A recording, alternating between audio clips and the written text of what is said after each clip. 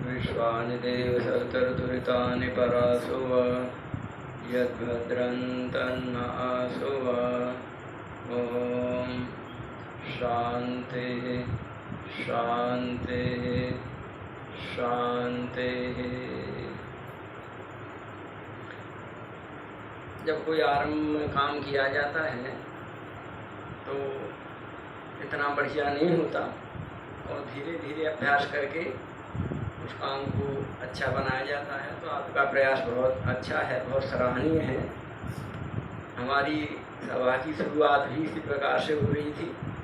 अपने फौजी साहब बता रहे थे कि किसी भी क्षेत्र में लंबे समय में माहिर हुआ जाता है, और विशेष करके अपना युद्ध क्षेत्र, ये तो जितना आदमी निरंतर लंबे समय किसी क्षेत्र में रहता है तो उसमें वो कार्यकुशलता को हासिल करता ही चला जाता है।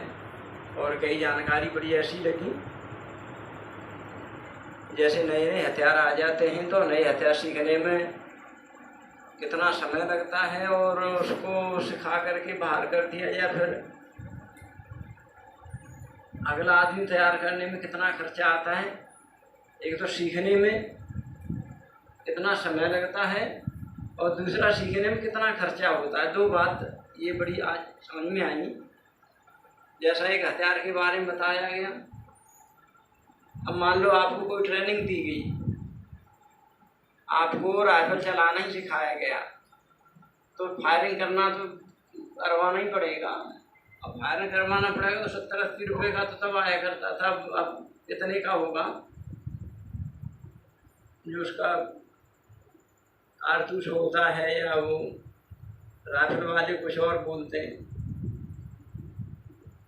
कितने का आता है। और एक सैनिक कितने राउंड बोलते हैं उसको, कितने राउंड फोड़ करके, कितने समय में कितने राउंड फोड़ करके और एक निशानेबाज बनता है।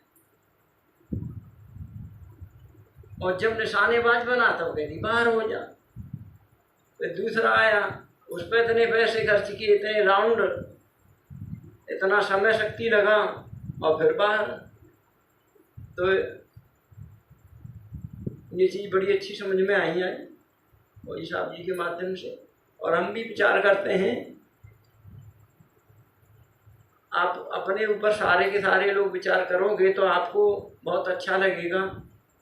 देखो, एक आदमी को तैयार करने में कितना समय लगता है, एक वैयाकरण तैयार करने में कितना समय लगता है, और वैयाकरण तैयार जो खुद हो रहा है उसको कितना पुरुषार्थ करना पड़ता है, और कितने साधनों का उसके ऊपर प्रयोग हो रहा होता है, कितने साधन प्रयोग करता है। और फिर जिस काम के लिए तैयार हुआ वो काम खत्म, फिर तैयारी सारी खत्म हो जाती है, उसका कोई लाभ नहीं। हम भी अपने विद्यार्थियों को देखते हैं, मेहनत की, 5-7 साल मेहनत की बच्चों ने, वैयाकरण बने, और वैयाकरण बनने के बाद काम कुछ और करने लगे। तैयार किसके लिए किया गया था तुम्हें? अब व्याकरण की रक्षा करें, व्याकरण पढ़ाएं। ऐसा माहौल देखें, ऐसा स्थान देखें जहाँ पर व्याकरण का पढ़ना पढ़ाना चलता है। संस्थाएं खाली पड़ी हैं, बच्चे घर में घुस जाते हैं। ऐसे ही हमारी सरकारें कर रही हैं, कुछ तो अपने आप घर में चले जाते हैं। जहाँ आदमी काम करना चाहते हैं उनको सरकार रिटायर करके भेज दी, बोले जाओ और तुम्हारा काम खत्म। अध्यापक जब पढ़ाने के लिए योग्य बनता है तभी उसको रिटायर कर देते हैं। सेना में तो 4 साल में होने लग गया। ये क्या खेल हो रहा है? इस बात को विदेशी लोग बहुत अच्छी तरह से जानते हैं, कौन आदमी कब किस काम को करने के लिए बढ़िया योग्य तैयार हो गया है, फिर उससे वो काम लेते हैं। विदेशों में कोई अध्यापक रिटायर नहीं किया जाता, वो जानते हैं अध्यापक रिटायर करने की थोड़ी है। अध्यापक का तो नित्य प्रति विज्ञान बढ़ता चला जा रहा है। चलो सैनिक है, सैनिक 60 साल का हो जाए, उसको भी देखो कार्य क्षमता है उसमें, तो और बहुत अनुभव देगा वो, पर एक ढर्रा चल पड़ा, उसी की लकीर पीटते चले जा रही। तो आप लोग कार्यकुशल बनते जा रहे हो, कोई बोलने में हो रहा है कार्यकुशल हो रहा है, तो और कोई किसी काम में, कोई पढ़ने पढ़ाने में कार्यकुशल हो रहा है, और अपने समय का सदुपयोग करते हुए आप ज़्यादा से ज़्यादा देखो समस्याएं आप विचार करोगे तो समस्याएं देश के ऊपर बहुत भारी हैं।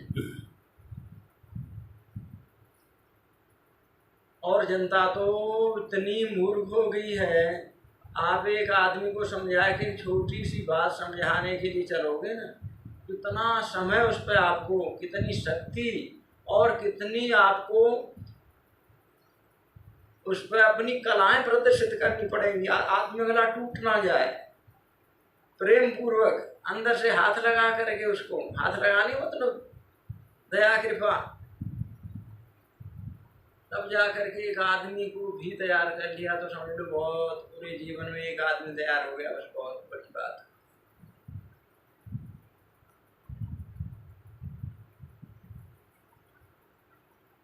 बनाई बात है वतन की खातिर, वतन बनाओ तो हम भी जाने। लोग वतन के लिए इतनी बातें करते हैं, देश में ये हो गया, देश में वो हो गया, और फलाना हो गया ठिकाना, उन्हीं कामों को करते रहते हैं जिनसे देश गड्ढे में जा रहा होता है। आज देश में इतना भारी पाखंड है जिसके कारण देश गर्त में चला गया, और उसी पाखंड को इतना बढ़ावा दिया जा रहा है। कोई बिल्कुल विचार नाम की चीज ही खत्म हो गई है। जैसे मुसलमान बढ़ गए, कारण देखो बिना कारण के कोई कार्य नहीं होता है। मुसलमान देश में बढ़ गए, क्यों बढ़े? सबसे पहला कारण बताएं क्या था? पहला कारण क्या था? पहला कारण मूर्ति पूजा। सबसे पहला कारण क्या था? मूर्ति पूजा थी। देश विदेशों में प्रसिद्धि थी भारत की, बड़ा भारी धन है, बड़ा भारी धन है। बोले कहाँ है धन? बोले सोमनाथ में है। बोले चलते हैं, लाएंगे लूट करके। मुट्ठी भर मुसलमान आए, यहाँ सेनाएं थी और सबको पता पड़ गई। बहुत बहुत दूर के राजाओं को, क्योंकि अपना धर्म स्थल था, धर्म स्थल की रक्षा करेंगे। कोई एक राजा धर्म स्थल की रक्षा के लिए नहीं था, अनेक राजा थे, चलो रक्षा करेंगे। पंडितों ने वही पाखंड वाली बात बोले, आपको युद्ध करने की जरूरत नहीं है, हमारा भगवान अभी प्रसिद्ध होगा। इन मिलेच्छों की क्या हिम्मत जो महादेव से आंख भी मिला जाए, हमारा भगवान अभी प्रसिद्ध होता है। ज्योतिषियों ने कहा नहीं, अभी नहीं जाना, अभी सामने जोगिनी है, फलाना चंद्रमा है, ठिकाना ये है वो है, अभी जाने से हार हो जाएगी। ज्योतिषी जी ये कह रहे हैं, पंडित पुजारी ये कह रहे हैं। महादेव जी का तीसरा नेत्र खुलने वाला, आपको कोई चिंता करने की जरूरत नहीं है। और मिलेच्छों के दर्शन नहीं करने चाहिए, मिलेच्छों के दर्शन करने से पाप लग जाता है। लाखों की सेना की आंख और बंद कर दी इन्होंने। आया कुछ हजार सैनिक लेकर के आया था, घुस गया मंदिर में, सारा खजाना लूट करके ले गया। उन पंडितों की दुर्दशा की, घोड़ों की लीद उठवाई, सूखे चने खाने को देता था, मुख में थूक देता था। लेकर के जब अपने देश में पहुंचा, वहाँ के मौलवियों ने कहा, बोले ये क्या, इन काफिरों को कहाँ ले आए, काट दो इन सबको। सब के सब काट दिए, महिलाएं रख दी। वही उसी पाखंड को आज हो रहा है। मुसलमानों को रोते हैं, लेकिन इस पाखंड को नहीं रोते। महापुरुषों के नाम पर केवल मूर्तियों के अलावा कुछ भी नहीं रह गया। सारे हथियार अपने महापुरुषों को पकड़ा दिए। राम को बाण पकड़ा, धनुष बाण पकड़ा दिया, कृष्ण जी को सुदर्शन चक्र पकड़ा दिया, हनुमान जी को गधा पकड़ा दिया, कह दी ये रक्षा करेंगे। ये क्यों करेंगे रक्षा तुम्हारी? ये तो शिक्षा दे रहे हैं, तुम्हें बचना है तो हमारी तरह बचो। धनुष बाण लो, सुदर्शन चक्र लो, गदा लो। हमने युद्ध किया, हमें खुद लड़ना पड़ा। हमें इतनी शक्ति होती, बिना लड़े तो हम वहीं से रावण को मार देते, हम कंस को मार देते, हम इनको मार देते, हमें खुद लड़ना। तुम्हें भी लड़ना ही पड़ेगा ना, तो बैठे रहो। इन 1000 साल में जितना पाखंड बढ़ा है उतना ही देश घटा है।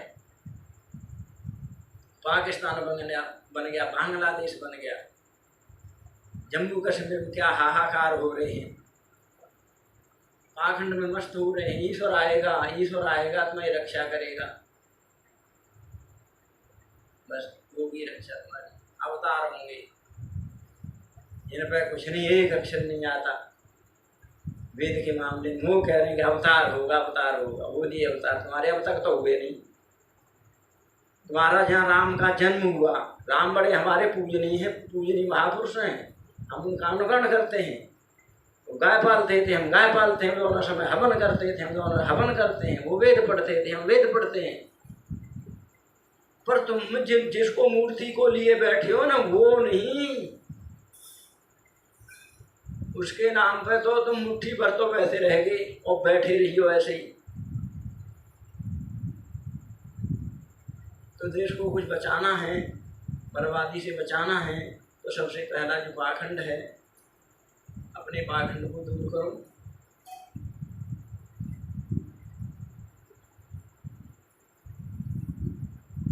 और ऐसे पाखंड को जीते रहे, अवतार के भरोसे बैठे रहे, राम के भरोसे, कृष्ण के भरोसे बैठे रहे, हनुमान के बैठे रहे, तो बैठे रह जाना।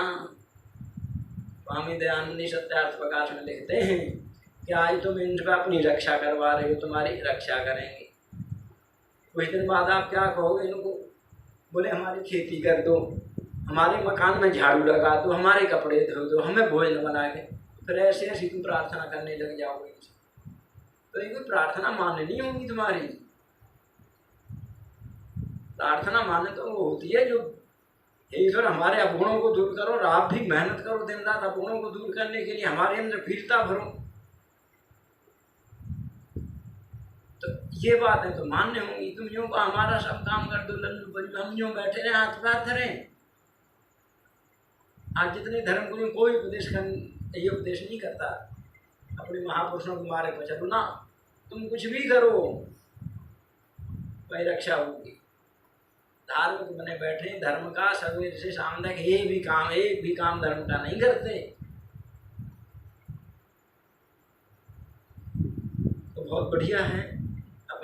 अपने अनुभव आप लोग साझा करते हो और धीरे धीरे आप माहिर हो रहे हो अपनी बात रखने के लिए। और धन्यवाद आप उनके पाठ करेंगे। आचार्य राजेंद्र जी ने हमें गुरुकुल के अंदर जो हमारी सभा थी, उस सभा में सभी को संबोधित किया और आगाह किया, और उन्होंने जो भी बातें बताई, अब से 200 वर्ष पहले जो स्वामी दयानंद जी सत्यार्थ प्रकाश लिख कर के चले गए और अपने उपदेश दे कर के चले गए, वही बातें सब दोहराई है।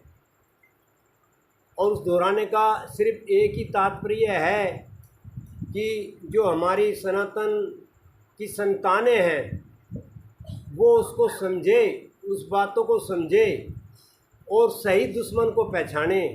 सही दुश्मन हमारा कोई धर्म नहीं है कि भाई इस्लाम धर्म या ईसाई धर्म। सही दुश्मन है हमारी जो लोग हिंदू कह कर के और मूर्ति पूजा करवाते हैं और उन मूर्ति के अंदर परमात्मा बताते हैं। तो जो सच्ची बातें हैं वो आर्य समाज और गुरुकुल में बताई जाती है।